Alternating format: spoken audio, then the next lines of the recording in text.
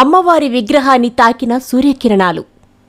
అనంతపురం జిల్లా గుంతకల్లు పట్టణంలో గత 63 సంవత్సరాల క్రితం గుంతకల్లు శ్రీ వాసవి కన్యకా పరమేశ్వరి దేవి ఆలయం నిర్మించడం జరిగింది.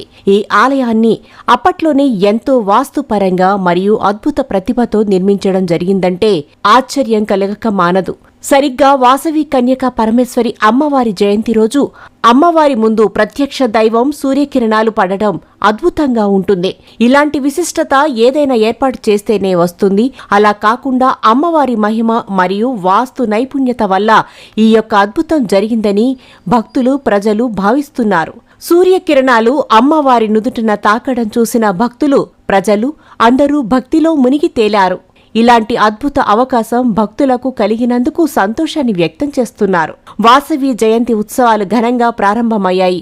మొదటి రోజు సందర్భంగా ఉదయం బిందె సేవా కార్యక్రమంతో పూజలు ప్రారంభించి తదుపరి దాదాపు 500 మంది ఆర్య వైశ్య మహిళా మనులతో శ్రీ కోదండరామస్వామి దేవాలయం నుండి పాల కలశాలతో వైభవపేతంగా ఊరేగింపు జరిపి తదుపరి మూల విరాట్కు బంగారు ఉత్సవం విగ్రహానికి మరియు అందరి దేవుళ్లకు పాలతో అభిషేకం చేయించి తదుపరి గణపతి హోమంతో మహామంగళహారతి చేసిన పిదప అందరికీ అన్నప్రసాద వితరణ చేయడం జరిగింది.